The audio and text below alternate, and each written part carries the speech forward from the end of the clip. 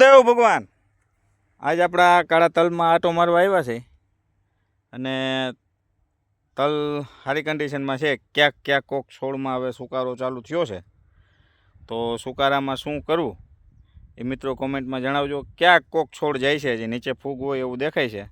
હવે હું તમને એક વસ્તુ બતાવું કે તલમાં નવું જે આપણે કંઈક જોઈ છીએ.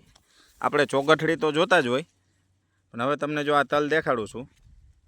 આ હેઠેથી ચાલુ થાય એટલે 2 દોડવાથી ચાલુ થાય, પછી આ 3 થાય, આ 3, આ 3, પછી ઉપરથી તમે જુઓ ને તો અહીંથી જુઓ તમે 3, 4 અને 2 આ બાજુ, ટૂંકમાં 6 દોડવા,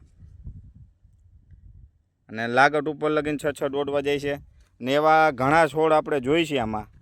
તમે જો અહીંયા જુઓ, આ 3 આ બાજુ, 3 ઓલી બાજુ, આ ઉપર નાનું જુઓ, 3 આ બાજુ, 3 ઓલી બાજુ, હેઠે જુઓ મોટા દોડવા,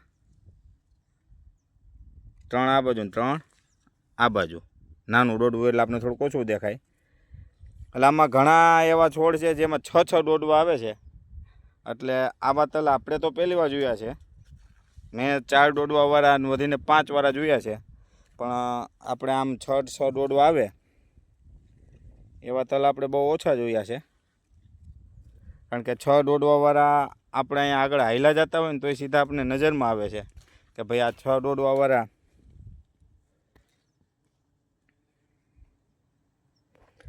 6, 5, 5, 6 ઝાઝા 6 દોડવાવાળા તલ થયા છે.